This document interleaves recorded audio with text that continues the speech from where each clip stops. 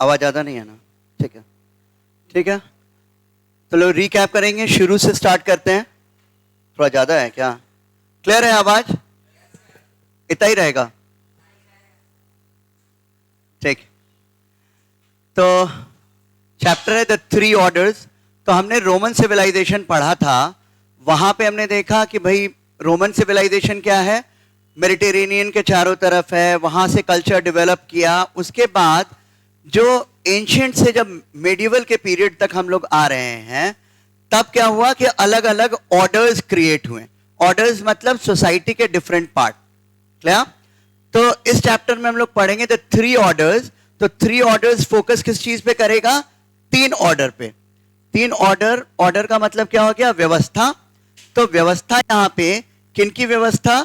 जो लोग सोसाइटी में रहते थे। Clear?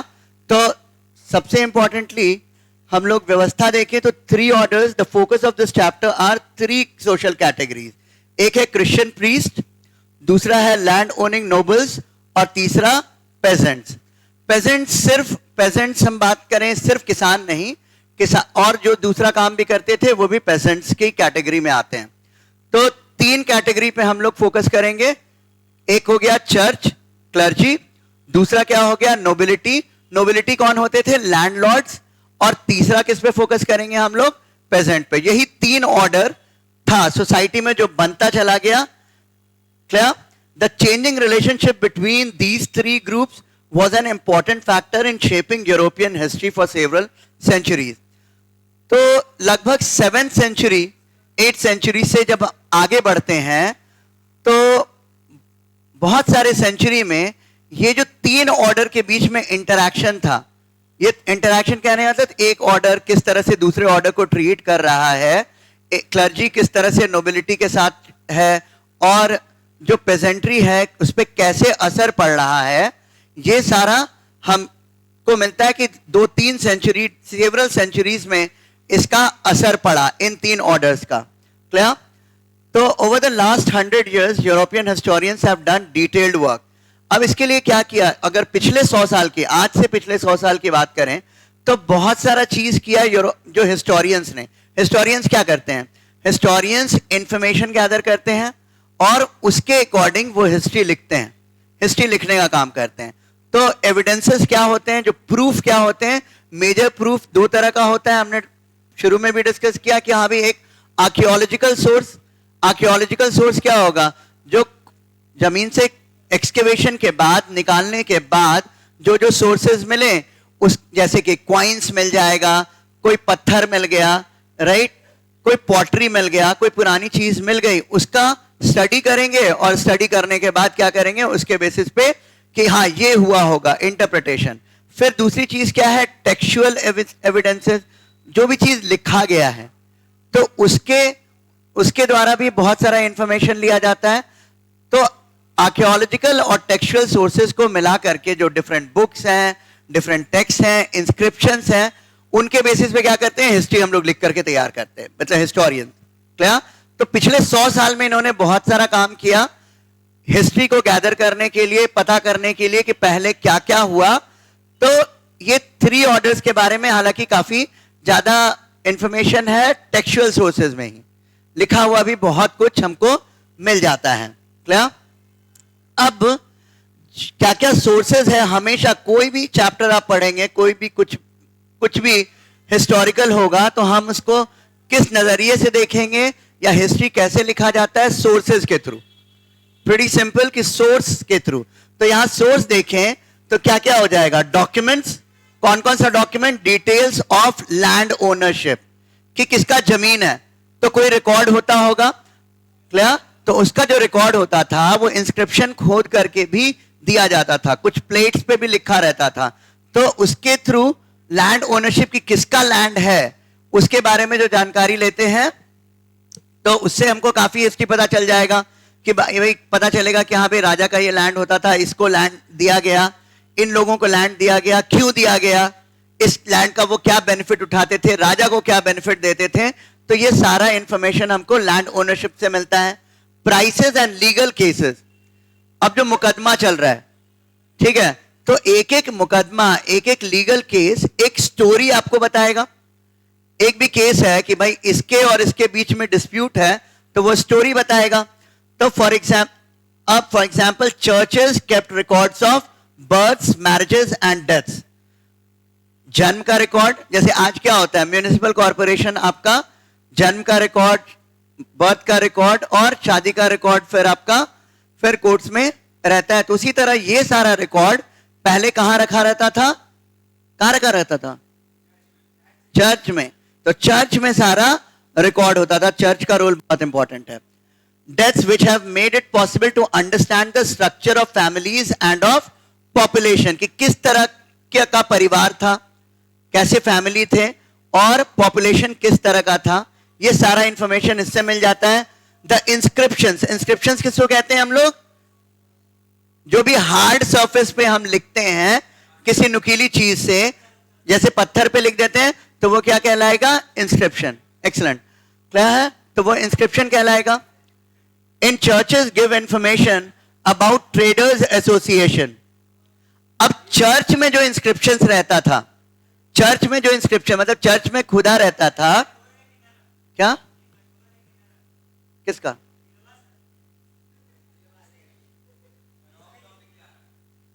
concentrate. So churches give information about traders association. Church किसका इंफॉर्मेशन देता है, चर्च के ऊपर भी खुदा रहता था. जैसे आज भी हम देखते हैं मंदिरों पे आप क्या होता है कि सबका नाम खुदा रहता है. आप देखिएगा हर जगह जो डोनेट करता है उसका कि हाँ भाई इस व्यक्ति ने इतना डोनेट किया, क्लियर, और नाम कहीं भी दीवार में खुदा रहता है. तो इसी तरह चर्च पे भी खुदा रहता था.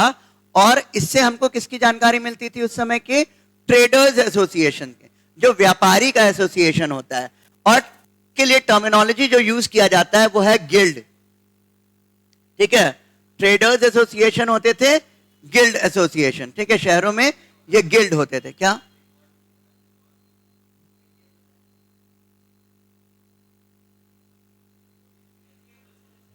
इन्फॉर्म,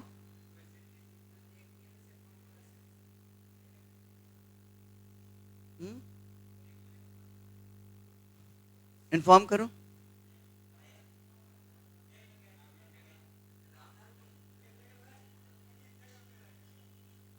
चेक कर लो, आता है, सर ही को बुला लो. नहीं नहीं, सर को बुला लो.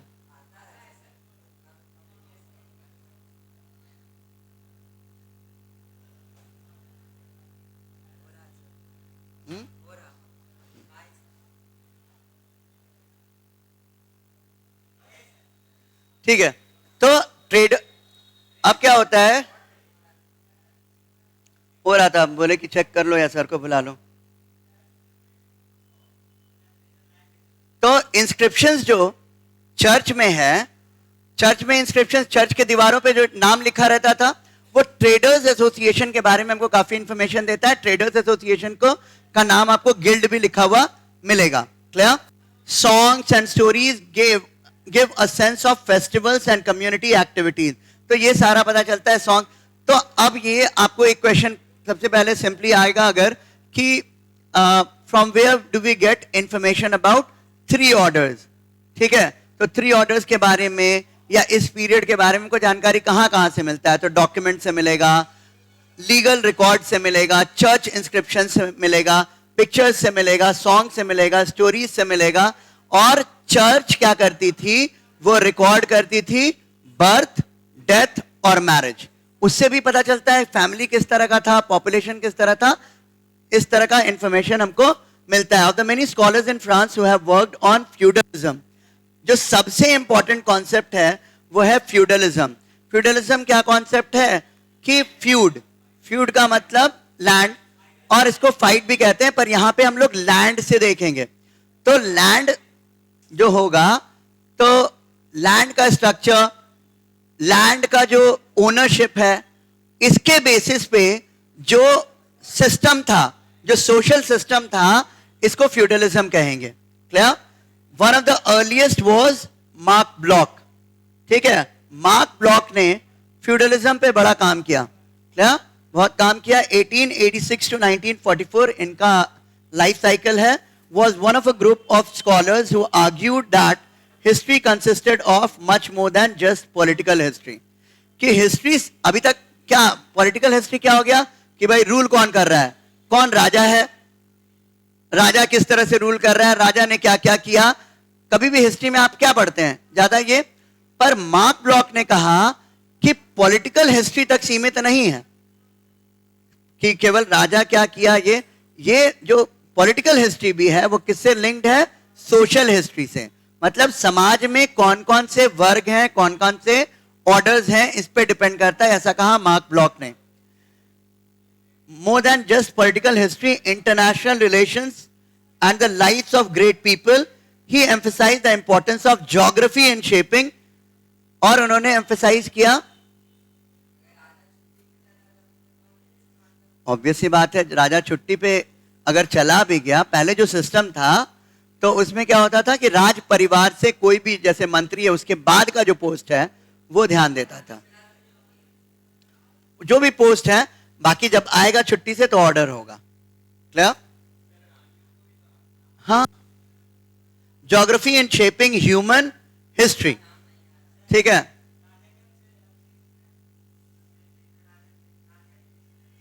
डिपेंड करता है कौन सी रानी पावरफुल है. हर जगह हर एक किंगडम का अलग अलग सिस्टम था. क्लियर? तो ज्योग्राफी को समझना, ये इसको भी इंपॉर्टेंस देना उन्होंने कहा मार्क ब्लॉक ने.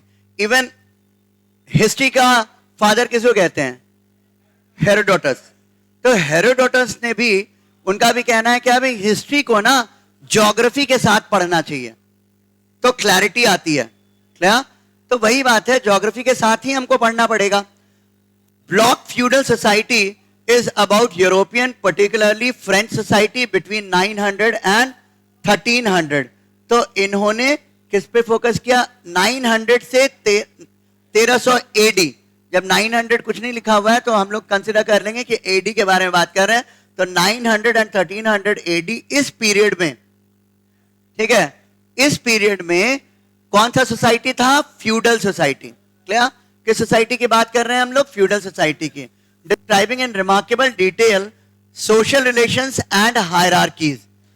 किस सोसाइटी में एक दूसरे से संबंध और हायरार्की. हायरार्की का मतलब क्या होता है, arrangement from top to bottom. Clear? मतलब कौन ऊपर है, उसके बाद कौन आएगा, उसके बाद कौन आएगा, भाई राजा है, नोबल्स आएगा, कौन क्या क्या आएगा. तो ये जो अरेंजमेंट है इसको हायरार्की कहते हैं. Clear? Land management and the popular culture of the period. Popular culture मतलब लोगों के बीच में क्या कल्चर था. पॉपुलर वर्ड ऐसे पॉपुलर फेमस समझते हैं और popular related to people. Clear? His career was cut short tragically when he was shot by the Nazis in the second world war. Unfortunately Marc Bloch को गोली मार दी गई थी नाजी वॉर के टाइम में, हिटलर के टाइम में. क्लियर? तो इनका करियर शॉर्ट हो गया, 1944 में मर गए हैं. Clear? The term medieval era refers to the period in European history between the 5th and 15th century. 5th century से 15th सेंचुरी यूरोप में कंसिडर करते हैं. ऐसा नहीं है कि मेडिवल हिस्ट्री अगर इंडियन कहेंगे तो 800 के बाद, तो हर जगह फ्लक्चुएशन मिलेगा. यूरोप में हम कंसिडर करते हैं 5th on an average 5th से लेके 15th सेंचुरी तक कंसिडर करते हैं मेडिवल हिस्ट्री. क्लियर? मध्यकाल. अब बात करें फ्यूडलिज्म की स्पेशली, तो इंट्रोडक्शन हमने देखा कि हमने क्या पढ़ना है इसमें पढ़ना है हमको कि 3 ऑर्डर्स के बारे में, क्लर्जी, नोबिलिटी और पेजेंट्स, पेजेंट्री या कॉमनर्स. राइट? अब ये है हमारा स्ट्रक्चर, ये मैप. तो the term feudalism has been used by historians to describe the economic, legal, political and social relationship that existed in Europe in the medieval era. Medieval era में जो social structure था, जो political structure था, जो economic structure था, सब कुछ इन 3 orders पे घूमता था और सब कुछ को collectively हम क्या कहें, feudalism. right? तो feudalism से हमें पता चलता है कि economic, legal, political और social relationship feudalism के through, और derived from the German word feud, which means piece of land. Clear? अब यहाँ पे मैप देखते हैं हम लोग, तो ये जो गॉल प्रोविंस है ये क्या है आज का, कौन सा कंट्री है, फ्रांस। ये फ्रांस है, फ्रांसी का ये सारा पार्ट है, इंग्लिश चैनल फिर इंग्लैंड, क्लियर। तो ये इस एरिया को पहले क्या कहते थे एंशिएंट हिस्ट्री में गॉल, फिर धीरे धीरे फ्रांस बना, बाद में जाकर के 18th सेंचुरी में इटली मिला, बना, जर्मनी बना, सब बना, इजंट इट। तो पहले ये गॉल कहलाता था, क्लियर, यही। और ये कौन सा यूरोप है, वेस्टर्न पार्ट, यूरोप का वेस्टर्न पार्ट है। वेस्टर्न यूरोप ज्यादा डेवलप था, और यहाँ पे रोमन एम्पायर, यहीं पे फिर आपका ये इटालियन स्टेट्स यहाँ पे दिख रहा है आपको, रोम दिख रहा है, ये Italian states, kingdom of two Sicilies, ये सारा इटली, और यही रोम से सारा कुछ कंट्रोल होता था। रोम सबसे इंपॉर्टेंट सेंटर था क्योंकि हमने रोमन एम्पायर पढ़ा, और रोमन एम्पायर का सेंटर रोम था। बाद में हमने देखा कि दूसरा कैपिटल बना था कॉन्स्टेंटिनोपल, लेकिन जो पूरे इतने एन एम्पायर अक्रॉस 3 कॉन्टिनेंट्स, जो यूरोप, एशिया एंड अफ्रीका, वो सारा कंट्रोल कहां से होता था, रोम से कंट्रोल होता था, क्लियर, फ्रांस से नहीं, रोम से। तो रोमन एम्पायर ये पूरा था, क्लियर, पढ़ चुके हम लोग रोमन एम्पायर। अब यहां से कंट्रोल होता था, और ये जो पूरा का पूरा एरिया है इस तरफ जो हम देख रहे हैं, क्लियर, वेस्टर्न यूरोप, यहां पे पूरा ना ये फ्यूडलिज्म 5th सेंचुरी के बाद से समय आता गया, मेडिवल पीरियड आया, और मेडिवल पीरियड में क्या हुआ, फ्यूडलिज्म इंपॉर्टेंट हुआ, इसकी विचारधारा बहुत इंपॉर्टेंट हो गई, clear.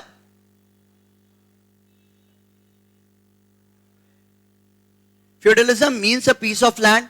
It refers to the kind of society that developed in medieval France. तो ऐसे ये क्या है, ये आइडियोलॉजी है, ये आइडियोलॉजी बेस्ड ऑन लैंड है, और ये क्या बताता है कि मेडिवल फ्रांस और later in England and in southern Italy, clear. तो पहले कहां आया, पहले फ्यूडलिज्म का हमें जो झलक मिलता है वो कहां मिलता है, फ्रांस में, फ्रांस के बाद इंग्लैंड, और उसके बाद फिर हमको मिलता है सदर्न इटली में। सदर्न इटली का पार्ट हम देख लेते हैं, यहाँ पे जो रोम, इटालियन स्टेट, सिसिली, ये जो है किंगडम ऑफ टू सिसिली, जो नीचे का पार्ट है, यहाँ पे हमको क्या दिखता है, फ्यूडलिज्म, क्लियर। तो फ्यूडलिज्म को अगर डिफाइन करेंगे तो कैसे डिफाइन करेंगे, it refers to the kind of society that developed in medieval France और later in England and finally in southern Italy, clear. तो 3 एरिया हम देख रहे हैं, कौन कौन। सबसे पहले कहां फ्यूडलिज्म हमको मिलता है, सबसे पहले कहां मिलता है, फ्रांस में। फ्रांस को पहले क्या कहते थे, गॉल कहते थे, क्लियर, गुड। तो feudalism refers to a kind of agricultural production. अब इकोनॉमिक तरीके से देखें, इकोनॉमिक कहने का मतलब जिससे एक्टिविटी से आप अर्न करते हैं, अपने लिविंग को अर्न करते हैं, वो क्या हो जाता है, इकोनॉमिक एक्टिविटी। तो इकोनॉमिक स्फीयर में फ्यूडलिज्म को अगर हम देखें, in economic sense feudalism refers to a kind of agricultural production. क्या है भाई कि एग्रीकल्चरल प्रोडक्शन है which is based on the relationship between lords and peasants. lords यहां कौन हो गए, लैंडलॉर्ड्स, ठीक है। तो कहने का मतलब कि जमींदार और काम करने वाले किसान, इनके बीच का जो इंटरैक्शन है, जो रिलेशनशिप है, that is what is called as feudalism, clear. जो पेजेंट्स हैं वो कल्टिवेट करते हैं, cultivated their own land as well as that of the lord, कि अपना लैंड कल्टिवेट करते तो थे ही, और लॉर्ड का भी लैंड कल्टिवेट करते थे। तो लॉर्ड हम किसको कह रहे हैं कि भाई जो लैंड लॉर्ड है, isn't it? और वही होता था nobility. The peasants performed labor services for the lords. Labor services किसको कहेंगे कि एक तो जैसे हम किसान हैं तो हम क्या करेंगे, नहीं, बंधुआ मजदूरी अभी नहीं आया था। बंधुआ मजदूरी बॉन्डेड लेबर होता है कि आप बॉन्ड में हैं, आपको काम करना ही पड़ेगा। लेकिन यहां पे क्या है, जैसे कि आप टैक्स पे करते हैं गवर्नमेंट को, क्या? तो उसी तरह देखिए कि आप क्या कर रहे हैं, किसान हैं, आप अपनी जमीन पे खेती कर रहे हैं, और उसके बाद आप इस जगह पे रह रहे हैं, तो आपको किसी भी हाल में लैंडलॉर्ड के यहाँ भी सर्विस देना पड़ेगा, उनके यहाँ क्या देना है, मतलब अब सरकार के अंदर आप रहिएगा, काहे का सवाल नहीं उठता है। आप रास्ते में जाते हैं, ये रूल्स है, ये रूल था। जैसे आप रास्ते में जा रहे हैं, आप बंधुआ मजदूर तो नहीं है, ठीक है, लेकिन आप कुछ भी करते हैं कि आपका ड्यूटी है वो आप फॉलो करेंगे। कहीं कुछ गलत करेंगे, नहीं करेंगे तो आप पे फाइन लगेगा। बिना हेलमेट के अगर कोई जाता है तो फाइन लगता है, तो भाई क्यों देंगे, ये नहीं, रूल है, राइट, रूल एंड रेगुलेशन। तो वैसे ही था, हाँ करना है। तो लेबर सर्विसेज क्लियर हो गया कि खेती करेंगे और फिर लॉर्ड के लैंड पे भी काम करना पड़ता था। Clear? They also had extensive judicial control over peasants, और इसके बदले में वो क्या करते थे, मिलिट्री प्रोटेक्शन प्रोवाइड करते थे। लेबर सर्विस दिया, इसके बदले में हम क्या कर रहे हैं, आप लोग को प्रोटेक्ट करके, मतलब हम तो, मतलब जो लॉर्ड हैं वो लॉर्ड क्या कर रहे हैं, मालिक हैं, तो एक तरह से उसके एरिया में आप हैं तो आप प्रोटेक्टेड हैं। Clear? Feudalism went beyond the economic to cover the social and political aspects of life as well. अब खाली इकोनॉमी तक नहीं है, समाज की संरचना, मतलब सोसाइटी में भी उसका असर पड़ता है, और पॉलिटिकल स्ट्रक्चर भी जो था वो फ्यूडलिज्म पे डिपेंड करता था। कैसे देखते हैं? Although its roots have been traced to practices that existed in the Roman Empire and during the age of the French king Charlemagne। ठीक है, सबसे इंपॉर्टेंट नेम क्या है, French king Charlemagne। Charlemagne 742 to 814, feudalism as an established way of life in large parts of Europe may be said to have emerged later in the 11th century। पूरी तरह अगर हम देखें तो फ्यूडलिज्म कब emerge किया, 11th सेंचुरी में जाकर के, लेकिन 8th सेंचुरी में शार्लमैग्न के समय ओरिजिन हम मान लेते हैं कि शुरुआत हो गई इसकी। क्लियर? नाउ गॉल, फ्रांस और इंग्लैंड दोनों को देखें हम लोग। Gaul a province, right, Gaul a province of the Roman empire had two extensive coastline, mountain ranges, long rivers, forest and large tracts of plain suited to agriculture. तो अच्छा area है, क्या, mountains है, land है, और large tract of land है, बहुत चौड़ा, मतलब बहुत बड़ा, सॉरी नॉट चौड़ा, बहुत बड़ा लैंड, ट्रैक्ट और एग्रीकल्चरल लैंड, फर्टाइल लैंड यहाँ पे था। Long rivers, forest, large tracts of plain suited to agriculture. अब यहां पे क्या हुआ, पहले क्या होता था, लोग एक जगह से दूसरे जगह जाते थे। ट्राइब्स क्यों जाते थे, रीजन क्या होता था एंशिएंट, उससे पहले अगर हम देखें सिविलाइजेशन में, तो लोग एक जगह से दूसरे जगह जाते थे, एक जगह तो रहते नहीं थे। जाते क्यों थे, भोजन मिले, फूड मिले, सेटलमेंट मिले, आराम से रहें। तो ज्यादा लोग कहां बसे, पहाड़ पे बसे कि प्लेन्स में बसे? आज भी प्लेन्स में है। तो क्या हुआ कि ऐसा एरिया था, तो जर्मैनिक ट्राइब, ठीक है, तो जर्मैनिक ट्राइब थे। ट्राइब किसको कहते हैं, नोमैडिक पीपल, जो एक ग्रुप है और वो एक जगह से दूसरे जगह गया। तो जर्मैनिक ट्राइब था, और ये मूव, वो क्या था, name the Gaul making it to France. तो जो फ्रैंक्स थे, याद रखिएगा, द फ्रैंक्स कौन थे, जर्मैनिक ट्राइब थे। हाँ, यहां पे देखिए पानी है, सब चीज है, तो यहां पे आके सेटल हो गए, और इन्हीं के नाम पे पड़ गया, इन्हीं के नाम पे क्या पड़ गया, फ्रांस। क्लियर है? From the 6th century this region was a kingdom ruled by Frankish French kings. ठीक है, फ्रैंकिश किंग कहें या फ्रेंच किंग कहें, एक ही चीज है। Clear? Who were Christian. The French had very strong links with the church. अब ये जो फ्रेंच थे, ठीक है, कौन रूल कर रहे, देखिए क्या हुआ, फ्रैंक ट्राइब आए, वहां रहे, उन्होंने रूल करना शुरू कर दिया, राजा रूल करने लगे फ्रेंच। इनका रिलेशनशिप जो था वो किससे अच्छा था, चर्च के साथ बहुत अच्छा रिलेशनशिप था। ठीक है, चर्च को बहुत इंपॉर्टेंस दिया गया। Clear? So strong links with the church which were further strengthened when in 800 the Pope gave King Charlemagne the title of Holy Roman Emperor to ensure his support। Church को भी तो support का जरूरत पड़ता था राजा का, राजा का सपोर्ट रहेगा तो चर्च और फ्लोरिश करेगा। क्लियर? तो चर्च ने, पोप ने ये टाइटल दिया इनको Holi Roman emperor. Holi Roman emperor किसको कहा? शार्ल मैग्न को। क्लियर? और इसलिए कि भाई सपोर्ट मिले। Clear? Across the narrow channel ले the island of England, Scotland, which in the 11th century was conquered by from the French province of Normandy. Normandy, Venetia, ये सारा फ्रेंच प्रोविंस था। तो वहां के ड्यूक ने अटैक किया, clear, island of England, Scotland पे अटैक किया। अक्रॉस द नैरो चैनल ले the island of England, Scotland. ठीक है, तो 11th सेंचुरी में किसने कॉन्कर किया? ड्यूक ने। ठीक है, ड्यूक बाद में राजा को ही ड्यूक कहा जाने लगा। क्लियर? तो ये कल्चर खास तौर पे हमको कहां मिलता है? नीदरलैंड्स में। क्या? ड्यूक मेटरनिक आए कब? नेपोलियन के टाइम में, 1815 के टाइम में। क्लियर? जब ट्रीटी ऑफ वियना हुआ। हम लोग बात कर रहे हैं 7th सेंचुरी का, 8th सेंचुरी का बता रहे हैं। ड्यूक जो था ना, जैसे लॉर्ड उपाधि होता था, टाइटल होता था ना, उसी तरह ड्यूक भी क्या था? टाइटल था। क्लियर? तो टाइटल किसका? जैसे जो रूलर होते थे ना ड्यूक, तो दूसरा किंग बना, उसका भी नाम पड़ गया ड्यूक, उसके बाद उसका बच्चा बना, उसके आगे का बना उसका, वो ये टाइटल लग जाता था ड्यूक। क्लियर? तो क्या? हाँ, ठीक है। तो हर कोई अपना अपना टाइटल सबका था। Was conquered by a duke from the French province of Normandy.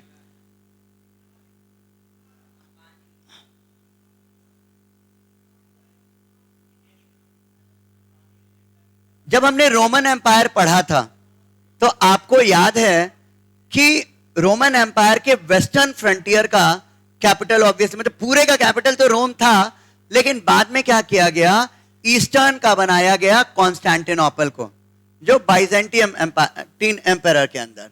ठीक है, the head of the eastern church in Constantinople had a similar relationship with the Byzantine empire. तो यहां भी हमको क्या दिखता है कि जैसा शार्ल मैग्न का फ्रैंक्स का, क्लियर, फ्रैंक्स का रिलेशनशिप किससे अच्छा था? फ्रेंच किंग्स का रिलेशनशिप किससे अच्छा था? चर्च के साथ। और ये जो मतलब एक तरह से एक्टिविटी हमको कहां दिखता है? ये एक्टिविटी दिखता है कि वहां पे भी जब रोमन एम्पायर था पहले, तो रोमन एम्पायर में भी बाइजेंटाइन एम्पायर के साथ चर्च का रिलेशनशिप बहुत अच्छा था। बाइजेंटाइन एम्पायर, कॉन्स्टेंटिनोपल जो ईस्टर्न था, ईस्टर्न चर्च था, उसका रिलेशनशिप चर्च के साथ बहुत अच्छा था। क्लियर? तो इसी तरह यहां भी देखते हैं अब हम लोग बाद में कि फ्रैंक्स का रिलेशनशिप चर्च के साथ बहुत अच्छा था। जी क्या क्या? ये सब इंफॉर्मेशन कहां से मिलता है? सिंपल बताएं कि डॉक्यूमेंट से, रिकॉर्ड से। चर्च का रिकॉर्ड है तो पता चला, मान लो एक स्टोरी मिला, हर चीज एक स्टोरी बताता है। क्लियर? एक स्टोरी मिला कि हाँ भाई जो किंग है, किंग ने सपोर्ट किया, जो चर्च ने कहा वही किंग मान रहा है। तो इससे एक बार देखा, 2 बार देखा, 3 बार देखा, बहुत सारा रिकॉर्ड मिला, उसके बेसिस पे कंक्लूजन निकाल लिए कि रिलेशनशिप अच्छा था। ठीक है, अब क्या होता है? कंक्लूजन निकाल देता है ना कि कोई टीचर आ रहे हैं आपको रोज डांट दे रहे हैं, ठीक है, तो रिलेशनशिप अच्छा नहीं है। कोई आते हैं आपको हर समय आपको ही अप्रिशिएट करते हैं, तो आपसे रिलेशनशिप बहुत अच्छा है, इजंट इट? तो कंक्लूजन निकाल लेते हैं। हिस्ट्री में हम क्या करते हैं? कंक्लूजन निकाल रहे हैं उसके बेसिस में। एक बार हुआ उसके बेसिस में नहीं कंक्लूजन निकाला जाता है, बार बार हो रहा है तो बहुत सारा रिकॉर्ड है, एक रिकॉर्ड नहीं, बहुत सारा रिकॉर्ड। अब यहां पे देखते हैं इसके ओरिजिन को। 481 की बात करें, 5th सेंचुरी है, Clovis become the king of Franks. आपको बताएं कि फ्रैंक्स क्या था? जर्मैनिक ट्राइब था, वो रूल करने लगा, उन्हीं के नाम पे गॉल का नाम हो गया फ्रांस, तो पूरे कंट्री का फ्रांस। अब देखो हेयर स्टाइल ठीक कर रहा है बच्चा, नहीं ठीक है, ठीक है कर लो।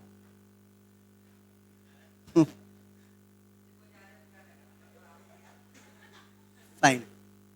सो अर्ली हिस्ट्री ऑफ फ्रांस देख रहे हैं हम लोग। तो क्या है कि Clovis becomes the king of Franks. Franks कौन थे? बताओ बाबू। फ्रैंक कौन थे? ट्राइब थे, एक्सेलेंट। जो कहां पे रूल करना, जो वहां पे सेटल हो गए, कहां सेटल हुए? कहां सेटल हुए? गॉल में आए, एक्सेलेंट। ठीक है, गॉल में आए, वहां सेटल हो गए, और उन्हीं के नाम पे क्या हो गया? फ्रांस बन गया। बहुत बढ़िया, जबरदस्त। 481 Clovis king of the Franks, Franks का किंग बन गया क्लोविस। क्लोविस के बाद Clovis and the Franks begin the conquest of northern Gaul. Northern Gaul की तरफ क्या किए? कॉन्क्वेस्ट शुरू किए कि उसको कंट्रोल में लेंगे। 496 Clovis and the Franks convert to Christianity, ये बन गए क्रिश्चियन। ठीक है, पहले ट्राइब्स थे, पहले सब ट्राइब हो गया, क्या? अब ये क्या हो गए? बन गए क्रिश्चियन। क्रिश्चियन रिलीजन को इन्होंने अडॉप्ट कर लिया, राइट? क्लियर है ना? और उसके बाद चार्ल्स मार्टल जो था ना, अब क्लोविस का महल था, ठीक है, महल था। अब Charles mortal becomes mayor of the palace, palace का वो मेयर था, मेयर बना। और 751 में, ठीक है, 14 में बना। अब उसको पैलेस का तो सारा कुछ पता है, क्या किया? कॉन्स्पिरेसी कर दिया। मार्टल सन, उसके बाद पेपिन डिपोजेस द फ्रैंकिश रूलर। तो मार्टल का जो बेटा था, क्या, उसने क्या किया? फ्रैंकिश रूलर को डिपोज कर दिया, खत्म किया, और खुद बन गया राजा। और उसने एक डायनास्टी स्टैब्लिश किया, क्या? एक वंश स्टैब्लिश किया। किसने? मार्टल के बेटे ने। बेटे का नाम क्या था? Papin. Wars of conquest double the size of his kingdom. अब कॉन्क्वेस्ट तो चल रहा था, मतलब अब नई नई जगह पे अटैक करेंगे तो आपका एरिया तो बढ़ेगा ना, अगर आप जीतेंगे तो। अगर आप जीतेंगे तो क्या हो रहा था कि एरिया बढ़ता जा रहा था, अब किंगडम बड़ा हो गया, isn't it? अब 768 में देखते हैं, Pepin succeeded by his son Charlemagne. अभी हम लोग पढ़े थे, सबसे इंपॉर्टेंट नेम क्या है? शार्ल मैग्न। शार्ल मैग्न को क्या टाइटल दिया गया था? बाबू बताओ पीछे। हाँ, शार्ल मैग्न को पोप ने क्या टाइटल दिया था?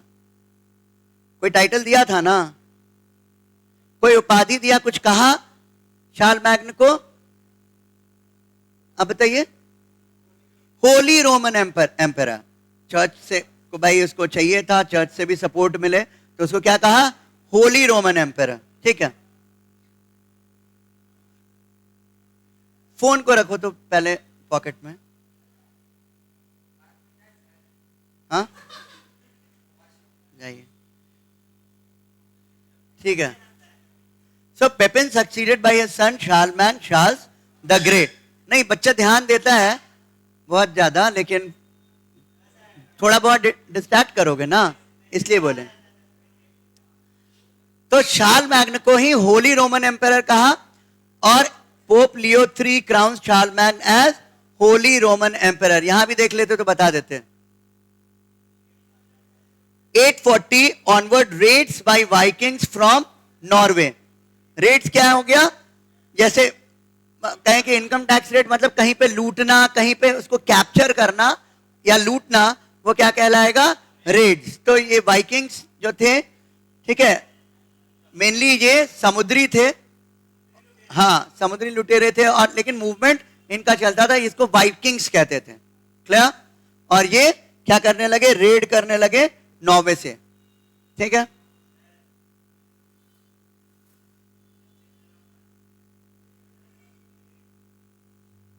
अभी पहले ये पढ़िए, ठीक है। अब यहां द 3 ऑर्डर्स, तो पहले हम लोग डिस्कस कर चुके हैं कि भाई 3 ऑर्डर थे, ठीक है। French priest believed in concept that people were members of one of the 3 orders, कि जितने भी लोग हैं ना, इस 3 ऑर्डर में से किसी के मेंबर होंगे ही होंगे। क्यों? उन्होंने इसका लॉजिक भी दिया, उन्होंने इसके लिए लॉजिक भी दिया। Depending on their work, bishop stated, एक बिशप भी चर्च में पोस्ट होता है, स्टेटेड क्या?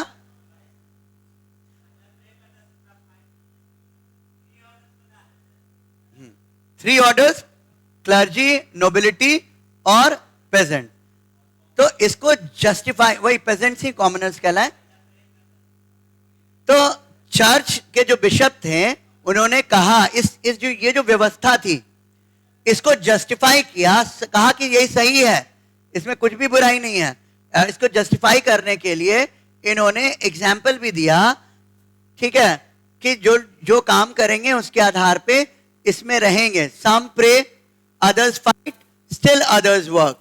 Thus the three orders of society were broadly the clergy, the nobility and the peasantry. अब इसके लिए in the 12th century Abbe Hildegard of Bingen wrote, who would think of herding his entire cattle in one stable? कौन अपने सारे जानवरों को एक ही अस्तबल में रखेगा, हर्ड करेगा, कि गाय भी रख दें, भैंस भी रख दें, बकरी भी रख दें, घोड़ा भी रख दें, गधा भी रख दें, राइट? सब कुछ, काउज, डंकी, शीप, गोट जो भी है, बिना डिफरेंस किए अगर सबको हम एक साथ रख दें, मुश्किल हो जाएगा सरवाइव करना, हो जाएगा ना। तो इन्होंने ये लॉजिक दिया कंपेयर करके। इसीलिए ये बहुत जरूरी है कि लोगों के बीच में डिफरेंस क्रिएट करो, सब बराबर नहीं है, सब अलग अलग हैं, इन्होंने कहा। क्या किसने कहा? गुड बॉय, हाँ, एक्सेलेंट, एब्ब हिल्डेगार्ड, राइट। और क्या कहा कि नहीं, अगर एक साथ रख देंगे तो सब एक दूसरे को डिस्ट्रॉय कर देगा, एक दूसरे को मार देगा। भैंस रहेगा, गाय रहेगा, बकरी रहेगा, ठीक है, खरगोश रहेगा। यहां पे हम लोग पालतू जानवर की बात कर रहे हैं, ठीक है, वो भी सही है, लेकिन it's a very good example. यहां पे इनके कहने का मतलब यही था कि सारे को एक साथ नहीं रख सकते हैं। बाघ आ गया, राइट, पर स्पेशली फोकस किया कैटल के लिए, but still that is correct, कि एक दूसरे को डिस्ट्रॉय कर देंगे। और कहा कि गॉड मेक्स डिस्टिंक्शन, हमने डिस्टिंक्शन नहीं किया है, भगवान तो खुद बनाए, भगवान ने सबको एक जैसा तो बनाया नहीं। In heaven as on the earth, स्वर्ग में और धरती दोनों केस में हम देखते हैं कि भगवान ने सबको अलग अलग बनाया, नहीं तो एक जैसा मुंह बना देते चाइनीज, मतलब एक जैसा सब लगने लगता, राइट, सब पर डिफरेंस होता है। हम लोग को लगता है वो लोग पहचान जाए, क्या? हाँ, all are loved by him yet there is no equality among them. तो भगवान सबको प्यार करते हैं, ऐसा नहीं है कि भगवान प्यार नहीं करते हैं, लेकिन भगवान ने सबको अलग बनाया। क्या? नहीं,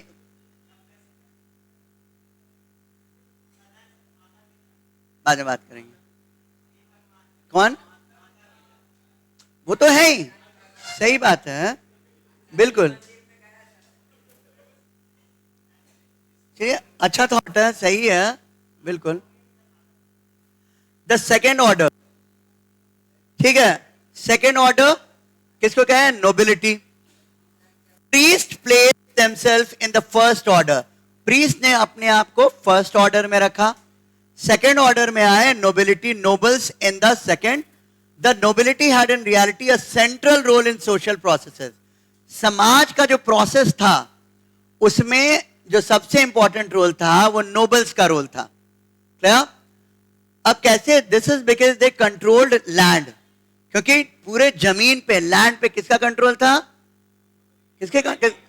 हाँ, लैंड पे किसका कंट्रोल था? नहीं तो मोबाइल निकाल लो, फिर उस समय देख करके अच्छा आंसर कर रहे थे। किसका था? नोबल्स का। क्या? नोबल्स का, जो लैंडलॉर्ड थे उनका ज्यादा कंट्रोल, उनका कंट्रोल किस पे था? लैंड पे। और क्या? अब this control was outcome of a practice called vassalage. Vassalage क्या था? कि प्रैक्टिस था कि भाई हम आपके एक तरह से प्रोटेक्टर हैं। क्या? Vassalage was a practice. The kings of France were linked to the people by vassalage. राजा जो था, मतलब राजा, बता रहे हैं क्या? बता रहे हैं, ये प्रैक्टिस था, एक प्रथा थी। प्रथा कहने का मतलब जो राजा है, राजा सबका प्रोटेक्टर है, तो राजा किसका कहलाएगा? नोबल्स का वैसल कहलाएगा। तो ये क्या हो गया? फिर नोबल्स के अंदर क्या आ गए? किसान तो किसान, या फिर उसके अंदर फाइटर्स आए तो उसका वैसल वो कहलाएगा। क्लियर? मतलब उसका प्रोटेक्टर, रक्षक। Clear? The king link to the people by vassalage similar to the practice among the Germanic people.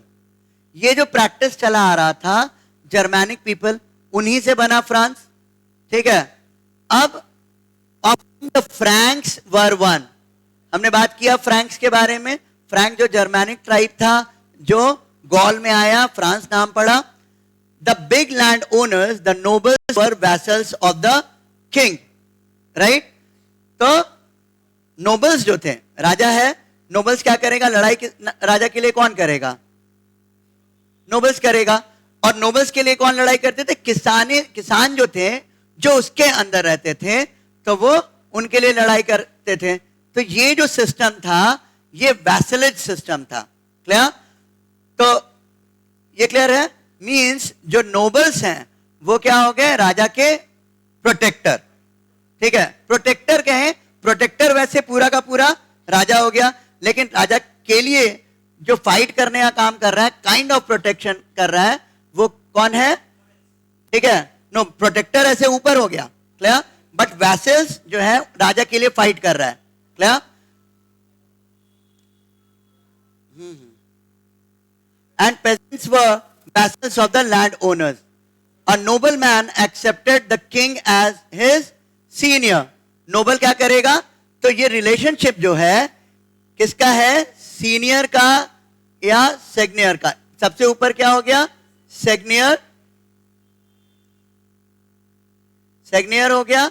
और उसके बाद फिर जो वैसल्स हैं, जो नोबल है, तो राजा को मान लिया कि वो सीनियर है, वो ऊपर है, और हम उसके क्या हैं?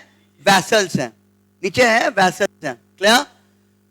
सो seigneur lord was derived from word meaning one who provided bread, जो ब्रेड प्रोवाइड करता है। क्लियर?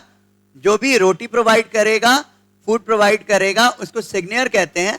तो इस आधार पे ये बनाया गया कि भाई राजा, हाँ, तो राजा सिग्नियर हो गया। हाँ, ये कहने का मतलब कि भाई अब बेसिक फूड की बात करते हैं ना, स्टेपल डाइट के बारे, खाना में सब चीज रहेगा, लेकिन स्टेपल डाइट के बारे में बात करते हैं। क्या अजूबा?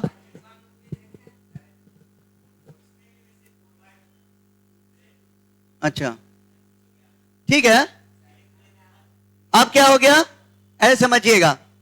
तो राजा जो है, राजा क्या कर रहा है? फूड प्रोवाइड कर रहा है।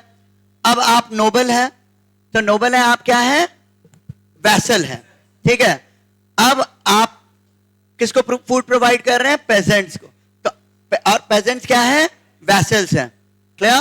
तो ये जो सिस्टम था वैसलेज था, और इसको प्रॉपरली चर्च में ना किया जाता था। मतलब ये इसका रिचुअल किया जाता था। ये प्रथा जैसे होता है ना, रीति रिवाज, एक रिचुअल, उसको फॉलो किया जाता है, तो उसी तरह रिचुअल फॉलो किया जाता था। समझ में आ रहा है? तो चर्च जाते थे तो would protect the vassal who would be loyal to him. Clear? This relationship involved elaborate rituals. तो क्या होता था? इलैबोरेट रिचुअल्स, जैसे मंत्र। क्या होता है? रिचुअल्स क्या हो गया? जो विधि, जो पूजा पाठ हो, या मतलब रीति रिवाज, एक रिचुअल, एक प्रैक्टिस किया जाता था, तो वो प्रॉपर चर्च में होता था। एक्सचेंज ऑफ वाउज, वाउज का एक्सचेंज होता था। वाउज का मतलब कसम लिया गया, नहीं, कटोरा नहीं, कटोरा बोल होता है, बाउल नहीं होता है, बोल होता है, बोल होता है। जो कटोरा होता है ना, BOWL, वो होता है बोल।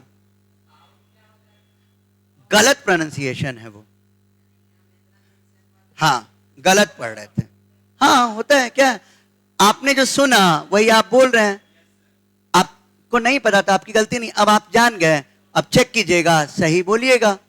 उसको तो आपने चेक नहीं किया, हमने जो कहा वो चेक कीजिएगा, राइट? उसको चेक कीजिएगा और उसके बाद फॉलो कीजिएगा, ठीक है? होता है, कोई बड़ी बात नहीं, इसमें आपकी गलती नहीं है। हमने जैसा सुना हम वैसा बोलेंगे, इजंट इट? ऐसा नहीं है, पर आपको जो बताएंगे वो सही बताएंगे, ठीक है? तो उसको प्रोनाउंस करेंगे बोल। तो यहां क्या कह रहे हैं? वाउज। वाउज क्या है? मतलब कसम लिया, प्रतिज्ञा लिया, प्रतिज्ञा कहते हैं, ठीक है? प्रतिज्ञा लेते हैं ना, मतलब शपथ, ठीक है? गुड, शपथ, ओथ। तो यहां पे ये प्रतिज्ञा, जैसे भीष्म पितामह प्रतिज्ञा लिए थे कि भाई हम कभी शादी नहीं करेंगे, ब्रह्मचर्य का पालन करेंगे। तो ये लोग प्रतिज्ञा लेते थे, ये लेते हैं चर्च में, ठीक है? बाइबल को हाथ में रख करके, कि बाइबल को हाथ में रख करके हाँ भाई हम प्रतिज्ञा लेते हैं। और इस सेरेमनी में क्या होता था? वैसल जो होता था, जो वैसल होता था, वैसल कौन होगा? राजा का नोबल। तो जो वैसल बनता था received a written charter or a staff or even a cold of earth as a symbol of the land that was being given to him by his master. तो तीन चीज सिंबल था, या तो एक चार्टर मिलता था। चार्टर क्या हो गया? जैसे पहले होता है, देखते हो कपड़ा का ऐसे करके खोलते हैं तो फरमान जैसा, तो वो चार्टर में लिखा हुआ था कि वैसल बन गए तुम। एक तरह से जैसे आप कोई चीज अचीव करते हैं आज की डेट में तो आपको सर्टिफिकेट मिलता है, तो ऐसे ही सर्टिफिकेट मिल गया, प्रमाणित, सर्टिफाइड हो गया कि ये भाई वैसल है, अब इसको लाइसेंस मिल गया, इजंट इट? दूसरा क्या चीज मिलता था? एक क्या यहाँ पे स्टाफ मिलता है, और स्टाफ मतलब छड़ी जैसा स्टैंड या झंडा जैसा, झंडे का जो पार्ट होता है उसको स्टाफ कहते हैं, है ना? गलत बोल रहे हैं? ऐसे ऐसे कर रहे थे तो ठीक है, बटन खोल के ही रहते हो, ठीक है, ठीक है, गुड, अच्छा लगता है, दैट्स गुड। हाँ,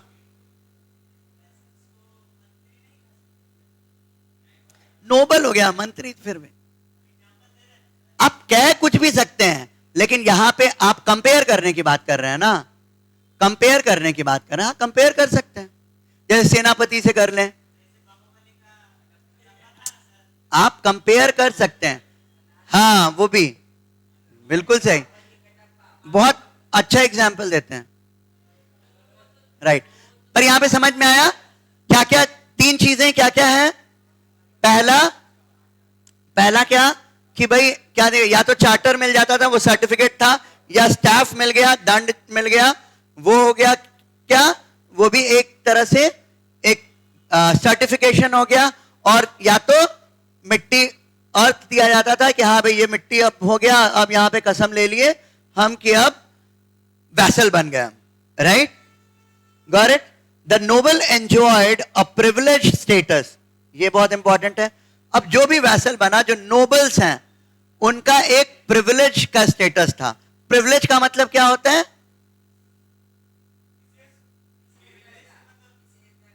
विशेष दर्जा। एक्सीलेंट, एक्सीलेंट, बहुत सही।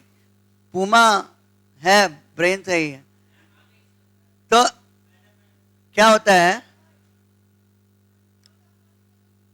क्या चीज? मिट्टी। मिट्टी जैसे जमीन है तो अर्थ का मतलब मिट्टी, यहां पे जो कह रहे हैं ना, यही ना, रिटन चार्टर, स्टाफ और क्लॉड ऑफ अर्थ, ठीक है?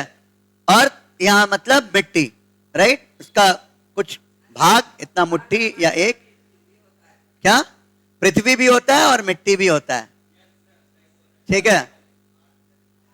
समझ गए? तो तीन तरह से तो मिट्टी दे दिया ना, ये शपथ ले लिया कि ये मिट्टी आपको मिल गई। था तो पूरा का पूरा सिस्टम जमीन पे आधारित था, लैंड पे आधारित था, क्लियर? तो ये सिस्टम हो गया। अब क्या है?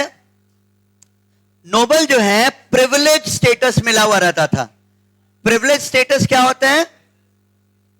प्रिविलेज स्टेटस क्या हो गया कि विशेष दर्जा मिल गया। अब जैसे कोई है कोई है, उसको खास दर्जा मिला हुआ है। मान लीजिए क्लास में एक कोई बच्चा है, जैसे यही है, तो इसको स्पेशल ट्रीटमेंट मिले।